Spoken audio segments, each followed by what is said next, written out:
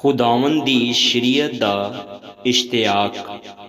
ज़बूर 119 57 तो 64 आयात। खुदावंद मेरा बखरा है, मैं तेरियां गल्लां मन्नांगा। मैं पूरे दिल नाल तेरे करम दा खाहा होया। अपने कलाम दे मुताबिक मेरे ते रहम कर। मैं अपनियां रावां ते गौर किता ते तेरियां शहादतां दे वल अपने कदम मोड़े। मैं तेरे फरमान मनन च जल्दी कीती ते देर ना लगाई। शरीरां दियां रस्सियां ने मैनू जकड़ लिया, पर मैं तेरी शरीयत नू ना भुलिया। तेरी सदाकत दे अहकाम दे लई मैं अद्धी रात नू तेरा शुक्र करन नू उठांगा।